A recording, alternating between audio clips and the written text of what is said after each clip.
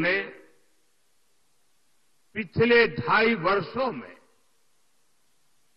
विकास की इस डबल रफ्तार को देखा है। आज महाराष्ट्र देश का वो राज्य है जहां सबसे ज्यादा विदेशी निवेश हो रहा है। फॉरेन डायरेक्ट इन्वेस्टमेंट, यहां नए एयरपोर्ट बन रहे हैं, नए एक्सप्रेस वेज बन रहे हैं। आज महाराष्ट्र में करीब 1 दर्जन वंदे भारत ट्रेनें चल रही है। राज्य के 100 से ज्यादा स्टेशनों का कायाकल्प किया जा रहा है। राज्य में कई रेल मार्गों का विस्तार हो रहा है। साथियों, महायुति की सरकार किस स्पीड से काम करती है और ये अगाड़ी वालों की जमात कैसे कामों को रोकते हैं, चंद्रपुर के लोगों से बेहतर ये बात और कौन जानेगा।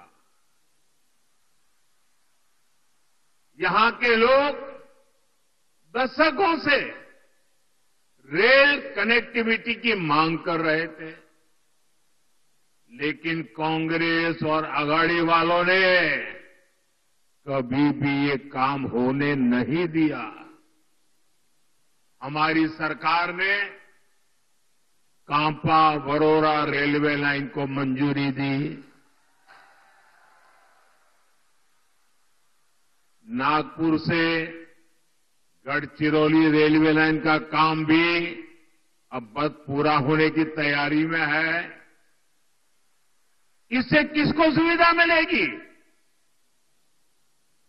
आपको ये सुविधा मिलेगी, आपका समय बचेगा,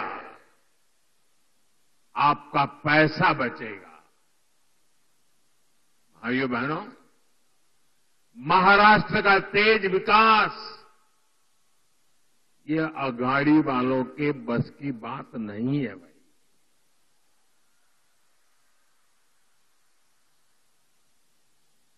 अगाड़ी वालों ने केवल विकास पर ब्रेक लगाने में पीएचडी कर दी है। कामों को अटकाना, लटकाना और भटकाना, ये कांग्रेस वाले तो इसमें डबल पीएचडी है, एक्सपर्ट है। 2.5 साल में इन्होंने मेट्रो से लेकर बाढ़वण पोर्ट और समृद्धि महामार्ग तक हर विकास परियोजनाओं को रोकने का काम किया। इसलिए याद रखिएगा, अघाड़िया ने भ्रष्टाचार के सबसे बड़े खिलाड़ी,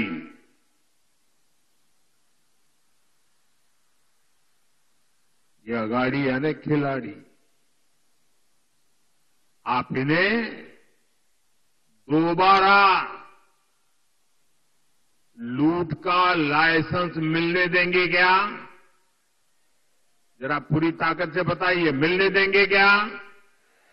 लूट करने देंगे क्या? खजाना भरने देंगे क्या? साथियों, मैं आपसे पूछना चाहता हूं, जरा पूरी ताकत से जवाब दीजिए। आप महाराष्ट्र की प्रगति पर ब्रेक लगने देंगे क्या?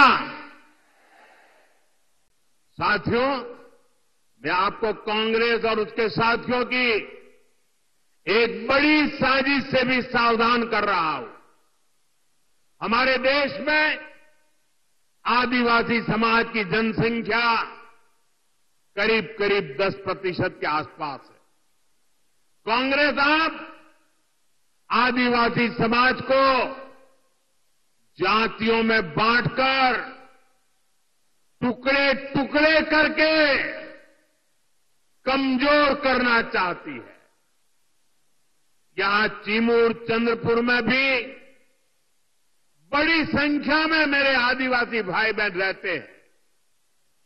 कांग्रेस चाहती है कि हमारे आदिवासी भाई एसटी के रूप में उनकी पहचान खो दें, आदिवासी के रूप में उनकी पहचान खो दें, उनकी ताकत से उनकी जो पहचान बनी है वो बिखर जाए।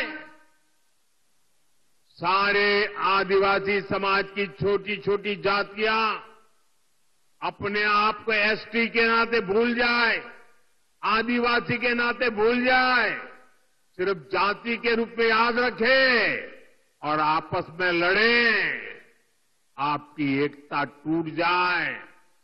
ये कांग्रेस का खतरनाक खेल है।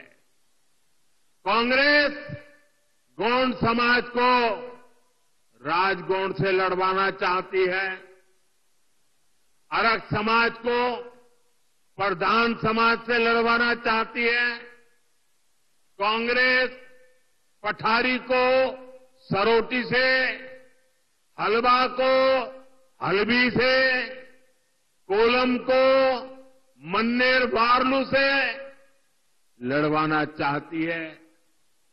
आदिवासी समाज जातियों में बटेगा तो उसकी पहचान खत्म हो जाएगी, उसकी ताकत खत्म हो जाएगी। विदेश में जाकर कांग्रेस के शहजादे खुद ये ऐलान कर चुके हैं। इसलिए मैं कहता हूं, हमें कांग्रेस के इस षड्यंत्र का शिकार नहीं होना है, हमें एकजुट रहना है। और इसलिए मेरा तो आपसे एक ही आग्रह है, हम एक रहेंगे तो सेफ रहेंगे, हम एक रहेंगे तो और साथियों, आप जानते हैं, अगर आप एक नहीं रहे, आपकी एकजुटता टूटी, तो सबसे पहले क्या होगा? कांग्रेस आपका आरक्षण छीन लेगी। कांग्रेस के शाही परिवार के हमेशा से ये मानसिकता रही है, कोई देश पर राज करने के लिए पैदा हुआ है।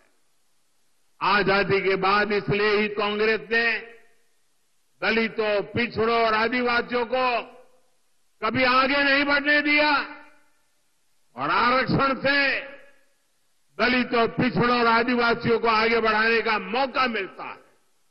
इसलिए ही कांग्रेस आरक्षण से चिढ़ती है। 80 के दशक में तो कांग्रेस ने, जब राजीव गांधी नेतृत्व करते थे, चुनाव का समय, चुनाव चल रहे थे और उनकी हिम्मत देखिए, बाकायदा उन्होंने अखबारों में एडवर्टाइजमेंट दी थी, पोस्टर जारी किए थे और दलितों, पिछड़ों और आदिवासियों को मिलने वाले विशेष अधिकार पर सवाल उठा दिया था। अगर आप सोशल मीडिया खोजोगे तो ये सब मिलेगा। और मैं तो यहां के पत्रकारों से आग्रह करता हूं कि जरा 84 की एडवर्टाइजमेंट खोल करके निकाल के दिखाइए इन लोगों को, कैसा पाप किया इन लोगों ने।